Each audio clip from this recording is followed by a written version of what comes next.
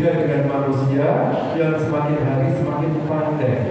Karena apa? Ada potensi yang diberikan Allah kepada manusia dan tidak diberikan kepada makhluk lain, yaitu akal, yaitu jiwa, yaitu potensi yang bisa digali oleh kejawatan menjadi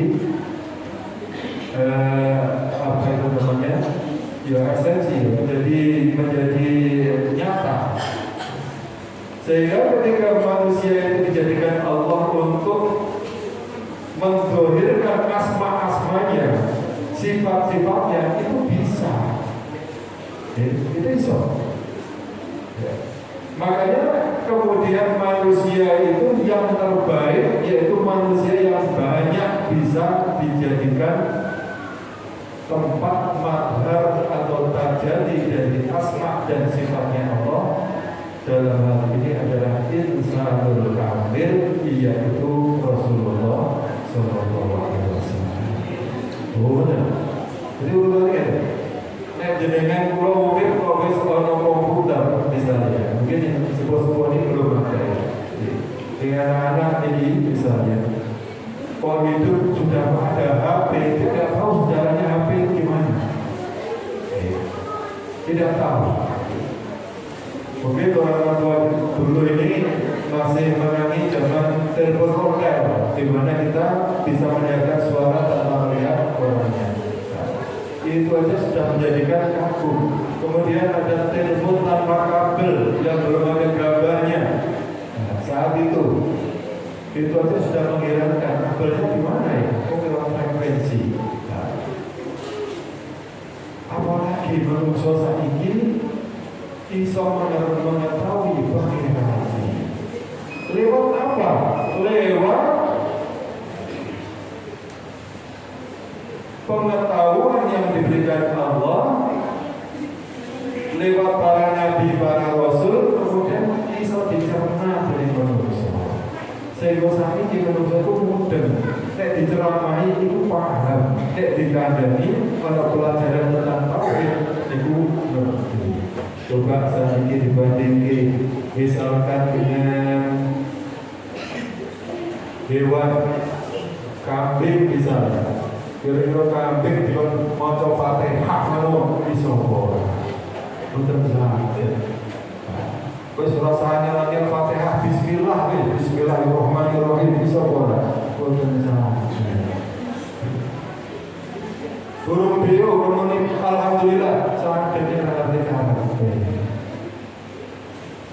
Ini bedanya. Nah, manusia ini akhirnya diketahui bahwa potensi dari manusia itu sebenarnya hebat sekali. Sehingga juga dipun asah terus menerus, maka manusia akan semakin menjadi jendela atau cermin dari Allah Subhanahu Wa Taala sesuai dengan Nabi man Al-Fatah sahu faman arba rabbahu. Barang siapa yang mengetahui dirinya, dia akan tahu Tuhan. Orang-orang yang saya hormati, barangkali apa yang saya sampaikan ini agak terlalu agak terlalu abstrak untuk diterima. Maka saya mau coba untuk dari sisi lain dari sisi lain. Ayo, Pak Ketua Takmir saja Dewi, Budi Pak Haji nanti turun di sini. Aku tidak saya turun di dalam itu betul. Jadi aku tahu, sini gratis orang tiket, tiket mangan soto dan lain-lain.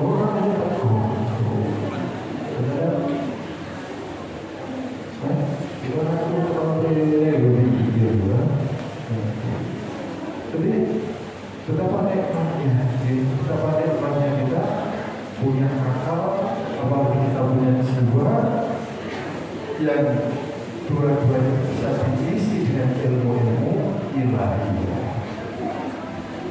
Terus itu bapak-bapak ini setuju semua bahwa kita ini tidak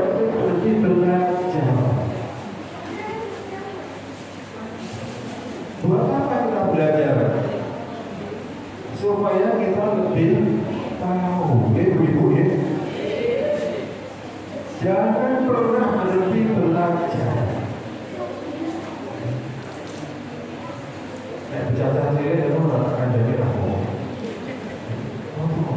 Semakin tua itu semakin dekat masa ujiannya. Seandainya kita sudah pada saatnya meninggal dalam kondisi lebih tahu dari sebelumnya, itu lebih baik. Jadi orang yang diberi kesempatan usia tetapi tidak mau belajar sungguh rugi. Kalau saya itu belajar lagi mahasiswa, lagi dosen saya pakai mata saya pedas itu nggak selesai belajar. Betul saya belajar. Hampir tiap hari ngeprint saya. Bukan untuk di ruang beliau, enggak, untuk biar saya tambah tahu, tambah ngerti, karena ilmu Allah itu seandainya panjenengan dikasih karunia Allah usia yang panjang, wis misalnya nanti 100 tahun, tinggal belajar, mulai saya belajar nanti 100 tahun, kemudian 100 tahun panjenengan meninggal, kemudian dibangkitkan lagi mulai usia 0 sampai 100 tahun lagi untuk belajar ilmu Allah, ilmu tauhid, ilmu adab, ilmu tata krama hidup, orang tata krama yang lain.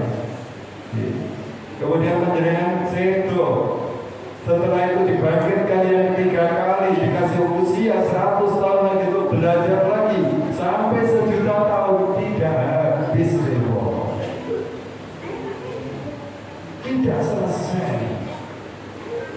Tidak selesai kita belajar adab, belajar tata krama hidup untuk menjalani kehidupan ini tidak selesai. Oh, meneh orang gelem belajar, tidak gelem orang gelem ngaji. Luasannya tidak bisa semua Quran wes. Banyak ilmu-ilmu Allah itu yang menarik. Bahkan kalau kita pelajari membuat kita menjadi haus akan ilmu itu. Fungsinya kayak ukur pajak itu biar tahu Allah. Belajar sama ilmu fikih toh, ilmu fikih dipilih siji di mazhab sing itu cukup. Tapi ilmu tentang adab, bagaimana kita harus hidup dengan adab di hadapan Allah Subhanahu wa taala, ini ilmu yang penting. Atau dengan kata lain, ma'rifatullah, mengetahui Gusti Allah. Pengajian berapa agak alergi, kayak wis lanjut nasibnya, lanjut nasibnya. Kalau yang mau melihatkan,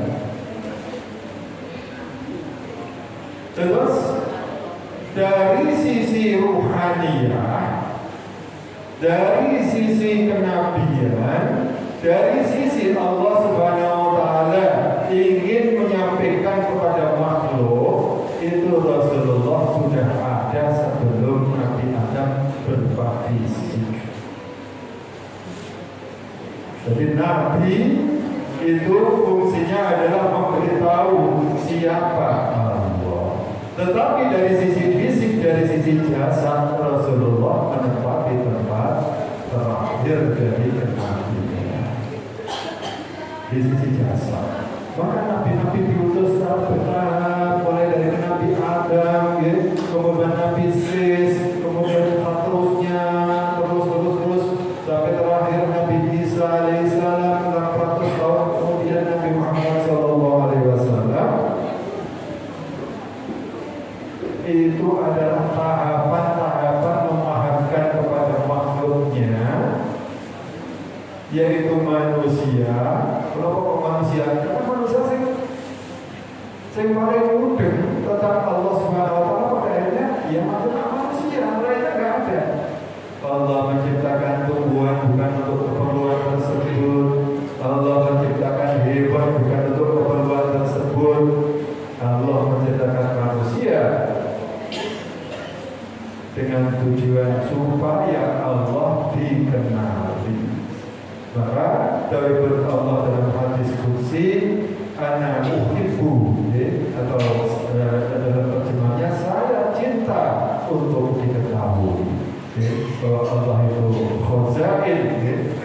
budak dari segala wujud dan cinta untuk diketahui. Orang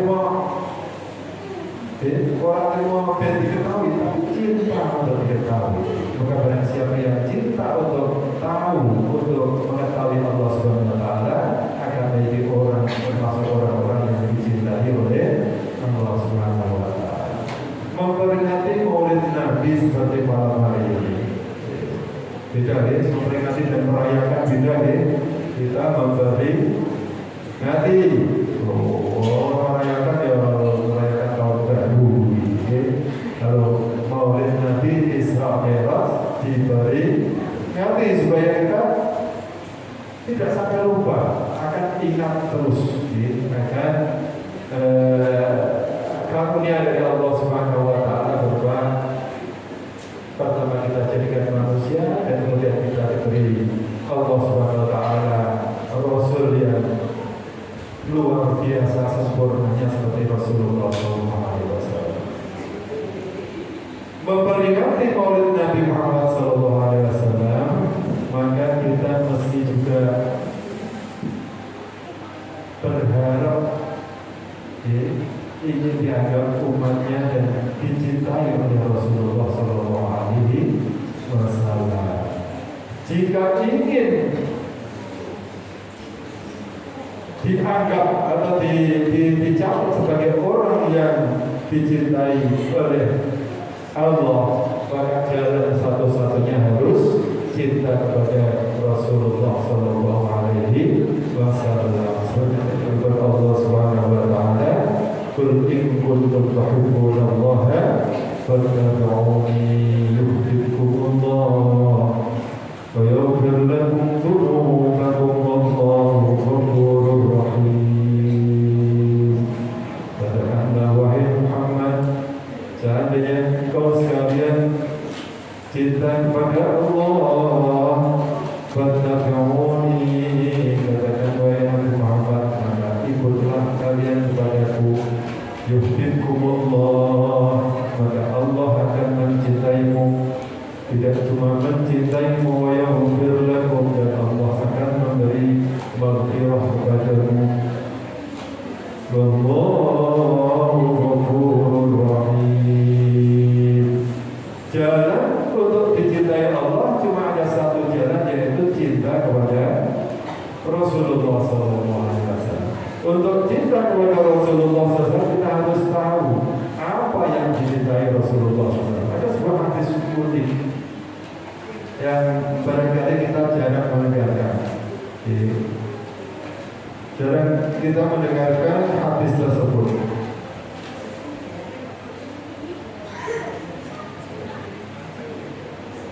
Teksnya kurang lebih dari Kanjeng Rasul SAW, "Hubbiba ilayya minkumud dunya an-nisa wa-din." Kemudian waja'ala qurrata 'aini fi shalah atau kama qala. Pengen dicintai di Nabi, dengan isi dicintai di Nabi Toko. Ini hadis ini agak sering disalahpahami, sering disalahpahami. Jadi kira melangkung atau sipun, Allah memberi cinta kepadaku, atau Allah hubbiba. Kalau hubbiba ini dalam bentuk pasifnya, itu hubbiba, saya dicintakan. Saya dicintakan oleh Allah terhadap dunia kalian, yaitu pertama wanita, kedua yaitu uangnya, dan ketiga dan dijadikan qurrata aini, yaitu